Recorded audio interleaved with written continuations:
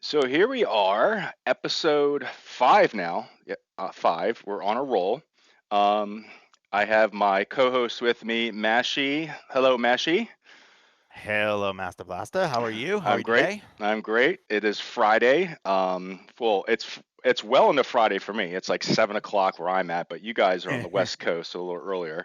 We It's also five have for a me. we also have a guest today, who goes by the name Stingray, or I used to think it was Stingereye, but Stingreye. I used um, to call him Stingreye. Then he yelled at me, so then I'm afraid to call him anything. Exactly. and it's going to be a little bit of a different show this week because we don't have any new courses, and not because I think there are some courses in queue, but it's the PGA show this week, and all the developers are there, and the cook who really processes and posts the courses in the SGT is there, so I'm sure they're kind of all queued up on the backside. Yeah. And I think there were some really cool announcements this week, right?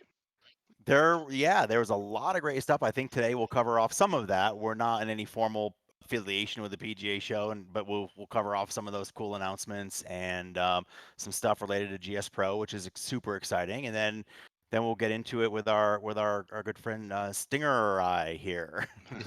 Hey, Master, what do you? Let's start though. What are you drinking? Well, it was a hectic afternoon for me, and normally I'd have like a beer or a bourbon, but I actually have to be productive tonight because it's still somewhat early here. I've got a There. big weekend. I'll talk about what I got going on this weekend. Um, so no bourbon, and I was cleaning out my keg lines, so no draft. So No I drafts. just got a Miller Lite. He's got a Miller Lite. There is nothing wrong There with the you go. Miller Lite. Come on, let's be honest. Hey, We all need a it Miller was Lite every now cold and and it was quick and it was ready. You know, how about you? Now you're just gonna get all the comments about how Bush Light's better or Yeah, Coors Light. At exactly. least it's It's out of You a know, Pabst. bottle, right? the leading beer water. Yeah, It's Pabst or nothing. Okay, Hey, it's a blue ribbon. it's Blue Ribbon. it Award is. winning. Award winning. I'm actually I'm staying true to form with our bourbon theme that we've been doing for many weeks now, and me and my local small batches, and so this one is actually called uh, uh, Better Days Bourbon, Better days. All right. and it is it was from a distillery called Feisty out of Fort Collins, Colorado. So a little local batch bourbon here. Cool. And we took Sting out of work, so I think he's got to stay I'm somewhat rocking the Del productive. Taco caffeine. Real fancy stuff during the middle of the workday. So another thing, do we want to talk about the PGA show? Do we want to get into Yeah, that? let's talk about that. Let's talk Okay. about that. So I think one of the things that I've become over the years. I've always been kind of a golf nerd when it came to gear. Not that I would go buy lots of gear all the time. I'm not a gearhead in that sense, but I'm a gear sense of I'm always looking at the hot list. I'm always looking at gear coming out and kind of following the trends. And about once every several years, I refresh my drivers, and then the several years I refresh my irons, and they kind of are off cycle. But I've always been a gearhead, and I actually think that since I've gotten into sim golf, my gearheadedness on golf has gone like exponentially high. So every year on the PGA show, like I'm like click, click, click, click, click, refresh, refresh, refresh every announcement we can get, and just kind of sucking and absorbing it all in. I think one of the most exciting things that I saw was the formal announcement of integration for all of the Foresight products with GS Pro. That's really I cool. think that's really cool. I think it directionally shows where GS Pro is going. You've got a major brand like Foresight providing full integration into all their products. No details on pricing and I think timing. They said this quarter or something. I don't have anything other than what was already announced, but I think that's cool. I think it's really cool. Yeah, I'm Well, excited. and Go ahead, Sting. Go ahead. oh yeah, I'm just gonna say I think it shows the power of the community. I mean, I Yeah, don't think Foresight's doing it because I think the users are saying, "Hey, we want GS Pro." yeah, And that's good. same thing with FlightScope. Remember when FlightScope actually sounded like they were going to back out or they delayed it, and then the users went nuts, and the CEO had to go out there and say, "Yeah, GS Pro's coming." Yep. And so, no, We're I seeing mean, I think similar I to think it's that. the Yeah, community. I think it's the I do too. community doing it, driving Well, this. I think you've got a product that one is community driven, two has shown a commitment to regular updates, right? They're listening to their user base and they're providing regular updates. And then three, you add to it, a year ago, was there maybe 80 courses? And now we're approaching 400 in a year. And just from a design standpoint, the number we were talking right before the show here, while there are no releases today, there or this week, It's the busy. number of It's beta releases busy. is like busy. And we used to be able to play each and every beta and provide feedback. And I mean, I put a course into beta. I don't think anybody played it. I mean, Masta and I played it. We Yeah. found a few things wrong with it, and no one else has even looked You at really it. gotta So, push people now, to yeah, because they're just you're overwhelmed. I don't even know where to start to go yeah. like with all these beta courses. It's a good problem, right? It's a good problem. I think the second for me the biggest announcement, it was kind of like a 2A and 2B, or it's the second, but it's two. It's around Unicorns announcements, and there was a bunch of them. And I'm a Unicorn guy. I've got an IXO, love it. I moved to it about a month and a half or 2 months ago, and it's just absolutely. I love the ceiling mount in my sim. It works really really well. Masta, you're a Unicorn guy. You've got Yep. an XO. You've got a QED. QED. Yep.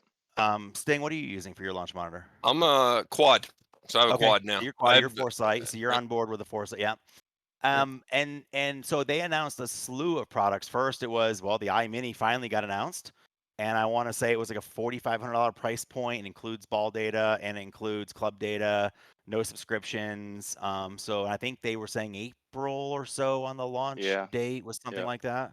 I think That, a lot of that folks waiting for that's that been one. into yeah. I mean, that was originally it was last fall, right? And that got delayed. Who knows for the Delayed and rumors delayed. about what happened there, but yeah, that's really Yep, exciting. I think Unicore was the first official integration, right? GSPro, were they the first I on think board? so. Yeah. Sure.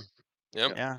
And I tell you, I love having the official integration. It works really. I just fire up GSPro, fire up Unicorn, and it's good to go. Yeah. Absolutely. Um, their kind of like second announcement that I personally love, but I'm also torn by, was their announcement of their IXO2.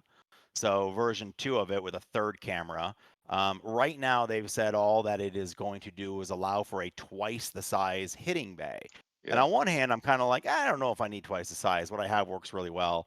But then they showed this mat, and the mat has Yeah. Yeah. a The different rough turfs. area, Yeah. a sand area, and now I'm like, okay, well maybe a bigger haired areas I can have multiple, and then I can play my sand shot off a sand. That now I'm a little intrigued, a little. We'll How would see. that work though, you think, with GS Pro? Because you already get punished if you're in the sand. Do you have to turn on like casual at that point? I don't So know. That's a great question.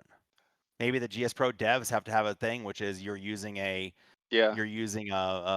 field mat or something, and that way you can not be penalized in game because you're penalized in the real world. I don't know. Yeah. Well, def- the biggest difference I noticed when I went from GC2 to quad was that bigger hitting area let me have a putting area that wasn't the same as my hitting area. Yeah, And you guys that's a probably good. already had that with your Unicourse, though. The IXO is big enough to give you that, right? The hitting Yeah, area. but they actually support multiple hitting areas, although I think it's unofficial in the US version of the software, and those that have done it have had some mixed results. yeah. This one, with the third camera in the bigger area, they're touting you can have multiple different zones, a putting zone, a driving zone, everything. Yep. I think that's a pretty cool option. And then the other thing that I think I'm really excited by is their balance board. Their board that got announced where you stand on it and it plugs into the Unicore software and it gives you all the weight transfer information on your swing. And I'm a again big golf nerd. I'm in the sim every single day working on my stuff. And I think that's really cool. And that thing is only $1,500, so it's a pretty great price point for the kind of tech they're coming out. So for me, those were the big takeaways that I saw. There's a ton more club announcements and all kinds of stuff from the big club manufacturers, but pretty good stuff GS Pro related. Yeah. It's exciting. I'm really happy for GS Pro in general, just getting a lot of traction, obviously. Yeah, yeah. Um, so shifting gears here a little bit, what are you guys working on these days? Right? I know Mashie, we played your beta the other Yep. day. So where's TPC that? Colorado. Yep. And so is that like, are you taking back and still working on that? Have you shifted gears, gone to something else? Do you have multiple things in the pipeline?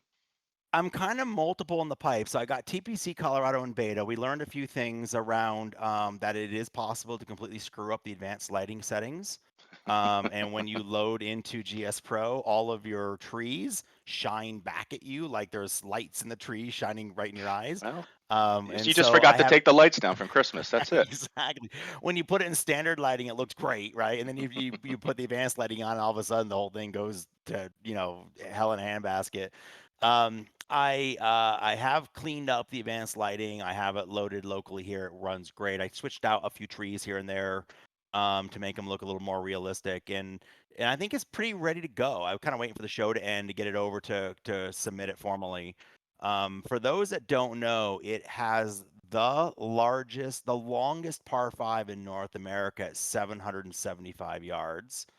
And it is on now. It does play at about 5,300 feet, so you are at altitude. There are no elevation changes, so you're not getting that sanctuary type 500-yard bomb because you got a 40-yard down off the first tee. But it is it's a long course. We played we had a great time playing it, so that one will be out hopefully in the next couple weeks. And then Nice. I spent, as we mentioned in a previous show, I spent a week or so in Hawaii playing at a pretty exclusive private course with some friends, and was very, very inspired. Came home, checked. Sure enough, there was really good lidar, which Hawaii doesn't always have the best lidar, as we know. Yep. And I have been banging away at this Hawaiian course. It's kind of, I would say, my first real foray outside of a mountain or Colorado type course. So it's been a whole different set of assets for me, a whole different world actually, to build a course carved out of the black volcanic rock around the big island of Hawaii. So this one's been a lot of fun so far. We may show that later today. Yep. And Sting, what do you got in the pipeline? Oh, I mean, you got your Uh, hands in everything. Your I've hands are busy and yeah. Yeah, everything. and I'm So surprised you have Yeah. any time to do anything for yourself because you're helping everybody else out all the time. Yeah, so other than, the V4 automation stuff, which is getting closer every day. So the yeah, designer should be excited about that. yeah. And John and DP are killing it. So the last stuff they've sent me is awesome. So I mean, I think I think you guys are gonna really like it. Somebody was funny. There was it was on the SGT Discord server, and DP was going back, and somebody finally chimed in and said, "DP, go back to V4 Tools. You don't have time to spend over here." Get out of here. Get out of here. That's how Masta ended up doing the videos for us. He's like, "Hey guys, you don't have time to do this. Let me just do this. You build me some more tools. Yeah. Finish V4 for me." And they're like, "All right." Yep. No, and Yep. that's been huge. His videos, I mean, our stuff had gotten so out of date because things change so fast. That's I mean, we're learning new things all the time. But I'm at course wise, I'm going back to the course I started before Whispering Pines. Yeah. So I was working on Bonneville in Australia. Yeah. I love that course. It's kind of like an Augusta type vibe, and it's in the jungle of Australia, and super high trees. Justin's done some awesome 3D work in it, so looking forward to kind of getting back and doing that once I get through some of this V4 stuff. Nice. Great. Master, what are you working on? I got two things in the pipeline, and they're both at the exact same stage. One which was a passion course, which was the Hershey Country Club because it's local to me. Yep. And that'll be 36 holes because there's an east and west course. I Right. spent a ton of time just on structures because it's for this area, it's a very historic course. Right. The Milton Hershey Mansion is on there, so I had to do a good job at that. There's a And garden. you're building all your own structures. Yes, Like I you're do. not farming this out to Yeah, anybody to I'm a do it. And weird one. I really like to be self-sufficient, right? that's good. I like to learn stuff. Yeah. I took like literally like when I decided I was going to learn Blender and just took like 2 months and just read docs, watched videos, and just learned Blender. Just did the same thing with SpeedTree. I like to Yep. learn new things, and then be That's why you're an self-sufficient. engineer. Yeah, exactly. A very successful one. And my prediction is the more we go forward, the more the Blender 3D implementation within the course will be better. And I'm not just talking structures. I'm talking the little Right. details that we're sitting there Yeah. going, I'd love to do something with that, but I don't got time to deal with it or figure out how Yeah. to make that work. Well, Blender opens that up.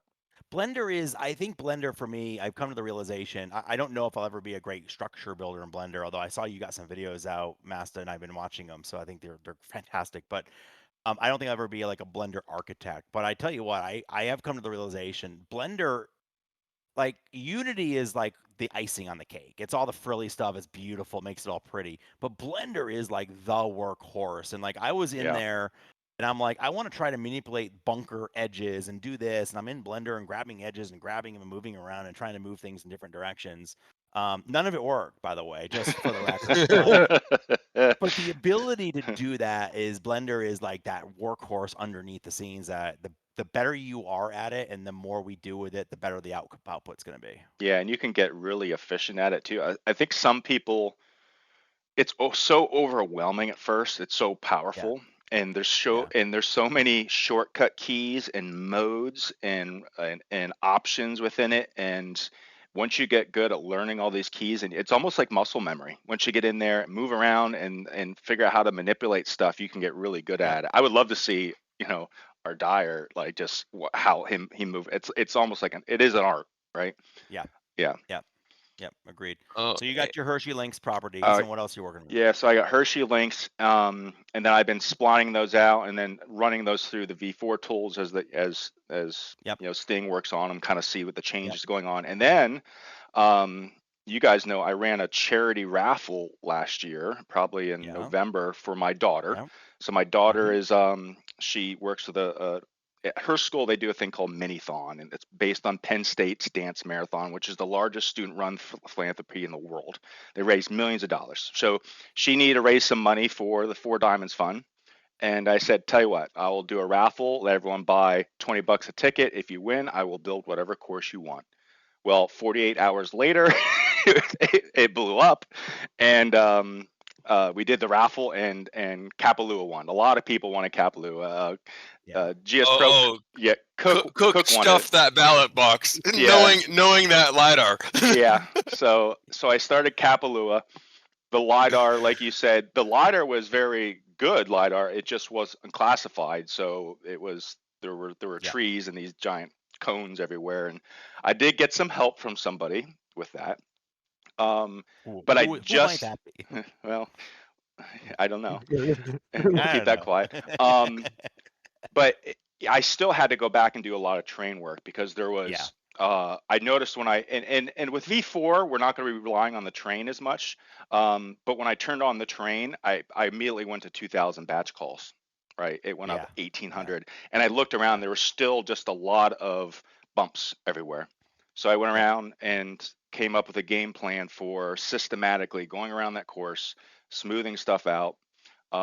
So actually, I can even do. Why don't we do that? I think we had talked about earlier about just doing a little bit of a screen share. Yeah, sure. So you guys are seeing my screen, right? We are. My And tell share. you what, this is one I'm super excited for. My daughter and Yeah. I were able to play this one last spring, so excited And I to play. think To put Sting, this. you I'm made. going in a couple weeks, Yeah. or a week-ish. And for some reason I'm stuck and can't. There we go. My computer There it didn't goes. catch. So here's the clubhouse. I mean, so right now I'm still doing a lot of my Blender work. So there's the clubhouse. Looks just like it. I'm still trying to decide if I'm going to get in because these windows are always open. And Yeah. I'll plant some plants and make it look really lush once I start doing my vegetation stuff. But another thing about this course I think is really important. There's like all these really beautiful, Hawaiian houses around. So I started building houses. To Those put aren't on. houses. Those Those are aren't not houses. houses. Those Those are not houses. Yeah. That's break your budget house. Yes. Yeah. That's I mean, what I I can I'll never imagine what have those house. houses go for. Yeah, the mansions. Those are mansions. Those are pretty Yeah. cool. So That's mini clubhouses right there, Masta. yes. So I started putting these together, and these have been a challenge because the poly count was really high because of the detail I put into some of these. Yeah. So what I've done behind the scenes, and this is kind of funny, is if you go behind these houses, you can see I stripped them down on the other sides. Yeah, sure. Right? Sure. To Nice, really kind nice. of, Can't see work them with, anyway, just so strip the why? walls out, stripped all the detail out of these. And so the one that he goes right here is the one I'm working on right now. I'm been back and forth with Blender. And it's the same thing, like Hershey Country Club looks exactly the same right now. I started also playing, this is the first time I had to do a course with Lux. Now the color is off from what I had before, but it needs to be a little bit more blue. But I started working on the ocean. The ocean there is like very calm. So I In the started bay playing there. with so I started playing with the terrain shaping out here and then you know we'll tie off the in the background. frequency of the waves and stuff. Yeah, and then the island back there, just to kind of get an idea of. So that's where I'm at. Yeah. Gorgeous. So Moving I think along. I saw another house that has their own private Yes. hole. It looked like Yes. I saw one in the lidar when we were working on Yeah. but I think you have more than one. You might be able to have a little par Yes. 3 thing in And just people's backyards. yeah, you nailed it. And I haven't got to those houses yet. I'm trying to decide how many different houses I'm going to build. So the three that you just saw, believe it, are the same house. I just rotated it slightly every time, right, to play Yeah, tricks. perfect. But I think I might have to do like 2 or 3 different houses just to at least give it a little bit of a variety look. Just a trick. And I know you guys got tricks up your sleeves. Sting, what do you did a lot of like, I would say, interesting stuff on Whispering Pines, right? Yeah, and yeah, a lot of failed experiments in there as well. So, but yeah, Cool. I mean, if you is my camera freaking out right now, or is it just on me? I think it's No, something it's with on my you. OBS and recording. I don't think it's your camera. I think it's something with my computer struggling, but Okay, we're fine. my Discord is flashing kind of funky on me, but that's all right, no big deal. Oh, I think I'm seeing your stream, and that's what I'm seeing. Yeah, that's it. Yeah. Okay, Yep. no worries. Gotcha. Yeah, you're right. Sorry about that. Yeah, no. I could load up some of it if there's some stuff you guys want to see or have any questions about how it's working. I could show you some of the V4 like Yeah, I'd love train to. paint. Yeah, take a second. Tell you what, while you load that up, Masta, do you want me, since we just looked at Hawaii, I can show a little bit what I've got going on my Hawaii course. I'm one island away. Sting will load up what he's got going in. Do you have it open in your thing now? You want me to go first, and then You can go. Why don't you go first? Let's stick with Hawaii, and then we'll jump to Whispering. Yeah, Okay. sure. Here, listen. I'll tell me that you can see this. See, watch stream. Yep. All right. Yep. So this is Kohanaiki on the Big Island, and unlike Kapalua, this one is actually carved out of the black volcanic rock. And so I actually got meshes into Unity last night. I did the sat shader this morning, and have been is pretty much as far as long. Started planting, as you can see, some trees in here. I'm hand planting everything. There's no biome. I'm using mesh trains for the rocks. But I'm trying to recreate this. As you can see, they got all of these lava rocks all over the course, and the course is carved out of the black lava rock. So I've been just kind of recreating all this. Now the colors, I actually, when I was there a few weeks ago, took pictures of the rough and the fairway and every piece of grass. I took pictures of it, put them into Photoshop, and use that to then create the closest I could for all the different pieces of the course. And then it's really interesting, and I haven't quite figured out how I'm going to do. Sorry, I had to fix some video issues. You guys might have noticed the video was popping in or out, and so I just paused it, and we're back. So Mashie, go ahead and pick up where you left off. Cool. So what I was saying was, on this course is every bunker is surrounded by this really strange native spongy material. So when you walk up, it's not like thick grass. Like when you walk up, it looks just like a flat, like a mowed fairway surface. Except when you get to it, the ball, if you hit it hard enough, the ball sinks in and they're gone. There's about a 60% chance that when you hit a shot out of the bunker, if you don't clear this deep rough area, you're lost. Your ball's lost. It will jump in. You're like, oh, I know exactly where it went. You walk up, gone. Can't find it. But it's not this big shaggy stuff. It's this really spongy. So I'm doing my best to try to replicate that. I've created deep rough areas around every single bunker. I am using a little bit of 3DG, but trying to create it really short and wide, fat grass. So this is a work in progress still to kind And of so what a replicate lot of people don't understand, though, in GSPro and from our designers, is we're not in charge. The designers are not really in charge of the physics. We can pick the physics, but we only have what, 5, 6, 7. 6 or 7 to choose from. So Yeah. you can make it look exactly like that, but you can't get it to act like that, though.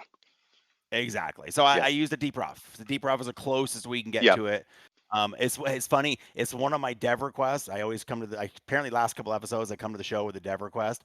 I want developers or designers to have the ability to on a hazard and on something like this to be able to set a chance the ball will be lost. So if I hit the ball way left in the hazard, you are asking. Mashie wants to break clubs. He wants to see people breaking clubs in their sim room. I want to set it to where there's a 60% People chance get the ball is upset with lost.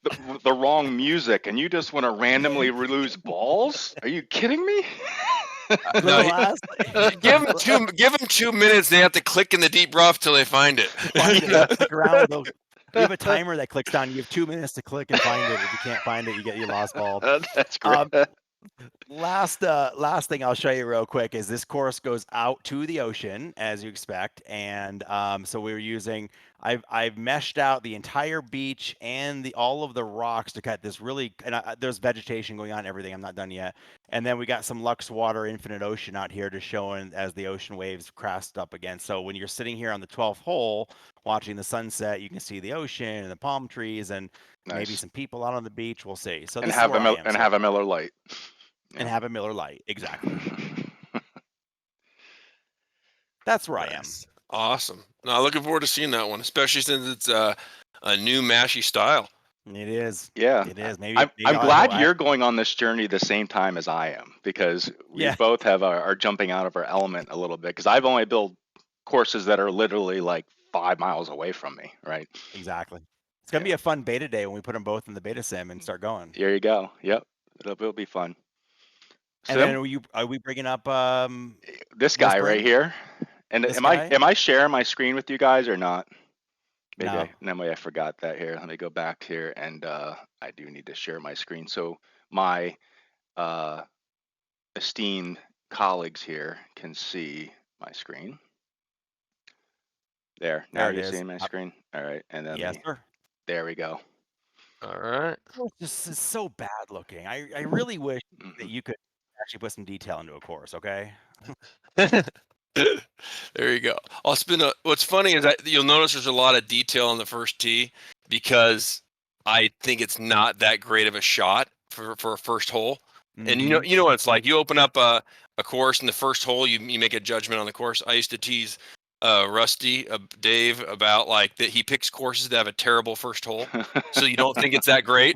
And like by the third or fourth hole, you go, "Wow, this is a great course," but his first hole is kind of boring. I'm like, "Man, don't you have a course?" Like I forget which one was Predator or one of those. I said, like hopefully the guys make it to the second or third hole because this is epic once you get past that first hole. I wish we could get analytics like that from how many people open a course and look at the first hole and just say no. Now I'm out. Yeah, I always wanted that. I want that for Sanctuary because I think it's the only course in the entire GSPro library where you're standing up at 6,500, 6,400 feet of elevation on a 50-yard downhill elevation shot, right? And I want to know how many people open it, look at it, and said, "Nope, I'm good." Oh, I think that's the opposite. I think people open it and they go, "All right, I'm ready to go." Oh yeah. Where's the driver? Where's the driver? I think more people than not are excited when they see that. Yeah. I was. First time I loaded it up. And it was one of your early courses, wasn't it? What was that? Second course. Yeah, I remember that was back when I had time to go through the betas. So I remember first time I opened up Sanctuary and I was like, okay, this is second course. We'll see. And I'm like, wow. No, he stepped it up. Big time. But I got to ask you on this course because I was wondering this. I've played this course at least 5 times in the sim. I love this course. I think it's so much fun to play. It's a good course. Mm-hmm. How much biome planting versus mesh planting versus physical placing individual objects did you do? Obviously that big rock, you placed the rock, but yeah, that's individual. All the rock work was mostly individual. One at a time. The trees you could kind of see. This is mostly biome driven. It looks like it's biome driven. It was, let's put it this way, it was less time than I spent with DP. So I helped DP with the sawgrass planting, right? Yeah. So on Home of the Players, that one, if you went through it, you would have seen biome, then every critical tree was hand placed. So if you look on the first tee of sawgrass, you'll see 3 trees that are kind of leaning left. Yep. If you're on the first tee at sawgrass, you'll notice those 3 trees lean a little left, and you can only do that by dragging in those manually and tweaking them exactly how you want. So there's not a lot of that in this course because it's fantasy, so I didn't have to worry about that, which is also the part that was nice. that rock work there is just, I love how you have the rocks coming out from the ground, but you also have like the ground cover coming over top of the edge of the rock, and like it's just so good. Yeah, and so to give you a little bit on this, that was the third version of rocks I did on this entire course. So I hand planted 3 different times when I found rocks I liked better. And it was one of those annoying things where like you do like one hole and you go, "Ah, crap. Yeah, I got to update the rest of it."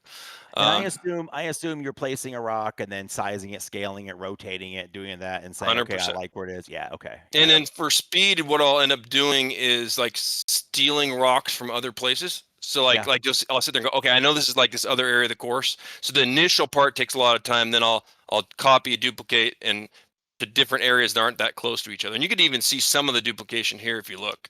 Now, are any of the rocks called? These aren't. You see these throughout the whole course, right? And they're not lauded or anything. I bet the poly's not bad in these, right, at all. I modified each one of those to optimize the triangles. Okay. To get it down. So and it's in that package too, right? So if you download that environment package I put out, I took out a lot of I took out all the LOD zeros, right? Because a lot of if I can't visually tell without being zoomed in, I'll take it out for the most part because I'd rather spend it on my triangles on something else. And this area right here is like this is why I like to come up and look around, because this is an area you really can't appreciate from the course, you know. And I didn't like these ponds and valleys that are down in here. And I love the dark water. Everyone does blue water, and you decide to make it look like real. I love the dark water. Yeah, I'll give DP credit for that one because I had bluer water, right? And he goes, man, this feels like a muddy water course. Yeah. And I said, all right, let me see what I could do. And then sure enough, I liked it too. I liked it better too. So DP has that eye. Whenever he tells me like this might look good, odds are it's gonna look better. I found myself lately, now not on the Kohanaiki Hawaii course, but I found myself in my last couple courses really mesh terrain planting all of my trees, because I found it really they planted really well on the individual meshes, right?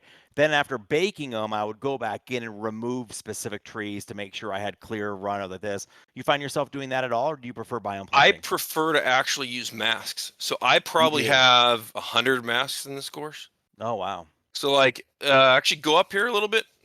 Straight up? If you go up, go up straight up and look down. That's the same biome there. I just am masking out trees.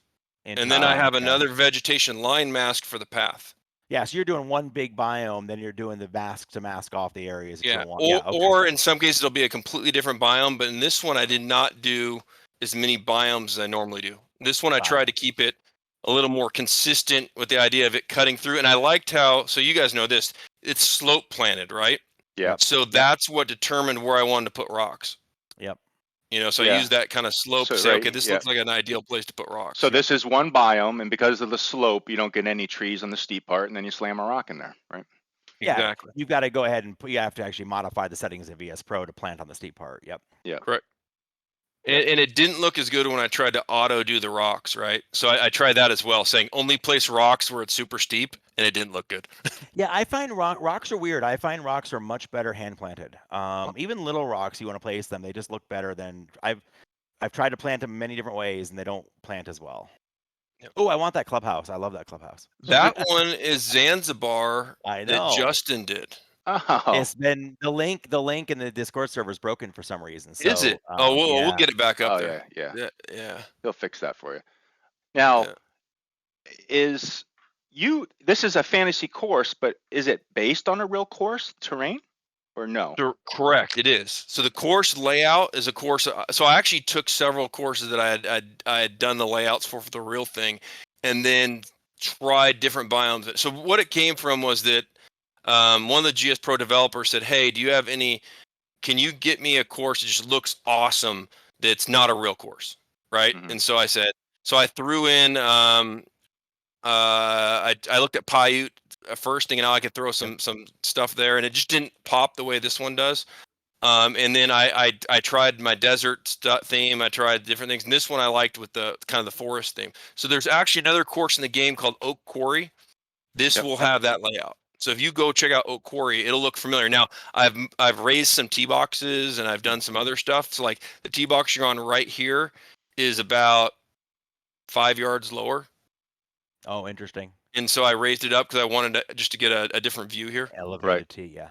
Yeah. We were just talking about that in the last show, how I said more designers should just move. If you move a tee box up, down, left, or right, you can get such a better view most of the time, right?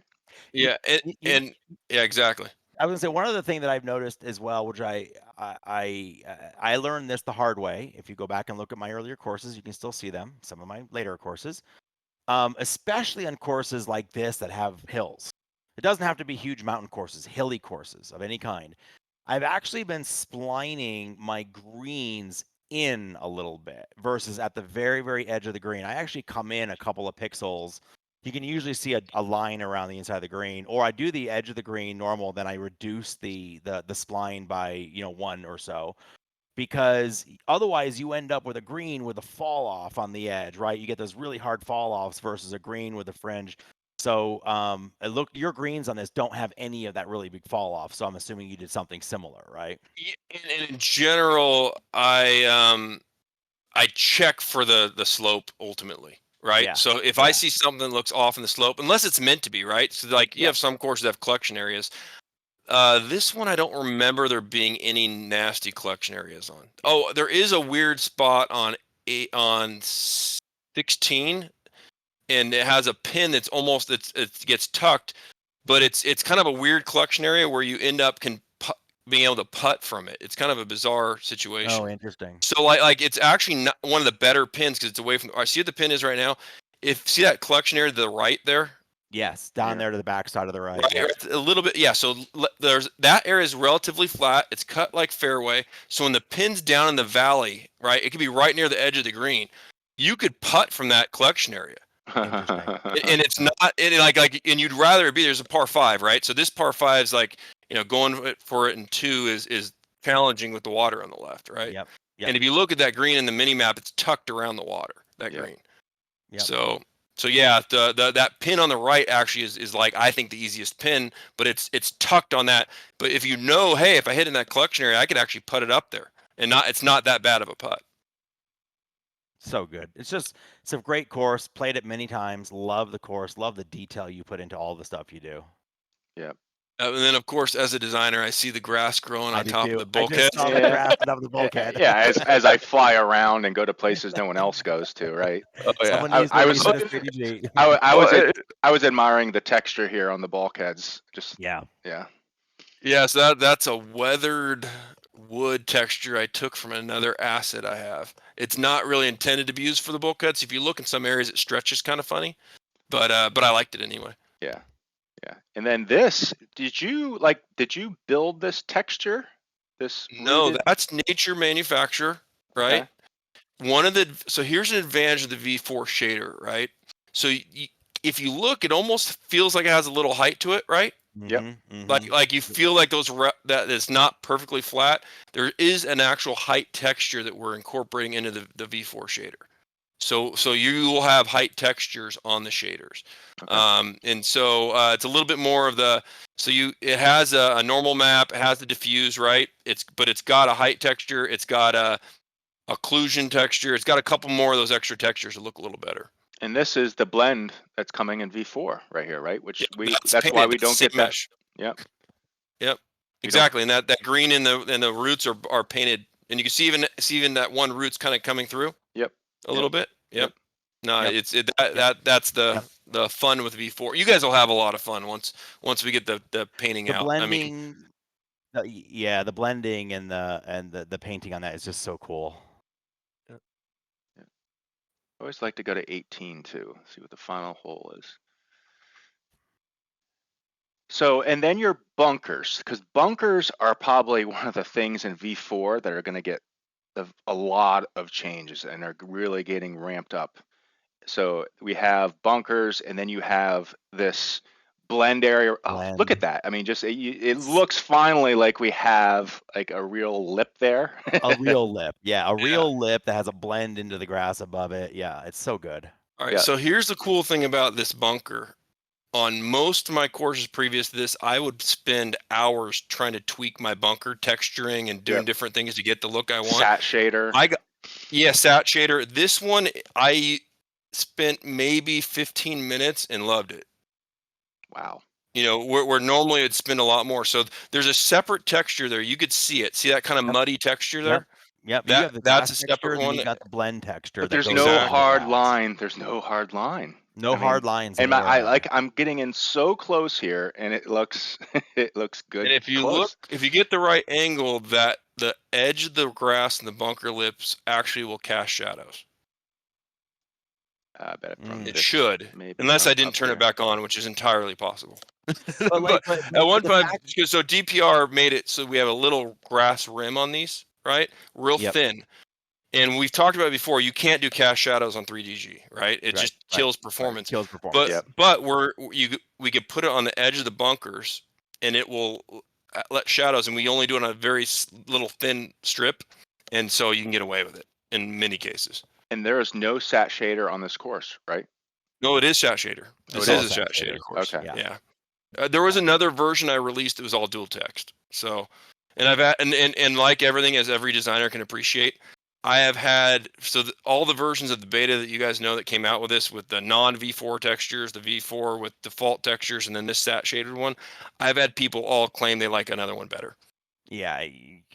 I learned no matter what you do, you can't win. I learned early on you can't make anybody if nobody is happy, you're doing a good job, because you know, I mean, for everyone you make happy, there's always some that wants something different. It's okay. Absolutely. It's all good. That's why there's 400 courses. Yeah, this is a much better angle here to make it look how like that terrain it pops. It looks like it's elevated. It looks like it's. I mean, the terrain goes up, but it looks like the texture on it has depth to it. Yeah, it's just a little bit more, and it'll behave a little bit better with as you change lighting stuff and stuff too. Yeah. There's like a rocky texture. I don't use it a ton, but if you can find the rocky looking texture, it has a little bit better job of the height, because the smaller ones can show it a little bit better. I'm trying to think of where it would even be. Probably more so towards the beginning of the first couple tees, maybe. I'm trying to think of where a good spot would be, but actually go to hole 4 and then go to the right, straight to the end of that fairway, to the right in the back there. You'll see like a rocky behind those trees. See that behind the trees right there to the right? See that? Check that out. There you go. Yeah. Check out that texture, how that feels like it has height to it. Yeah, it feels like you manually planted rocks in there. But there's not not a single prefab there at all. That's all texture. Nope. That's just pure texture. And and different ones will do better. That's another nature manufacturer one. So most of this course is from that one asset package I sent out the prefabs for. The one you spent 30 hours backboarding. Yeah, and that's what I use for Bear Dance. Every single asset in Bear Dance is out of that nature manufacturer pack. Yeah, it's just such a good package, and I found myself sitting there going, you know what? If I put, even if there's something else that's close, I should use this one, because then people can know, all right, if I want something like this on Whispering, this is the package I go to. Yep. I mean, Bear Dance came out awesome. Thank you. That was really, really a neat course.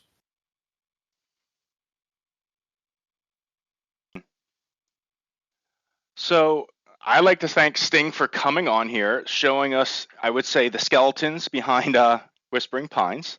I think this has been one of our more technical shows, less, reviewing courses and, getting into the nitty gritty, a little bit of course design. So hopefully, I know we have a bunch of designers that listen, and then some non-designers that listen. Hopefully we don't put too many of the non-designers to sleep. I love this stuff. I love this stuff.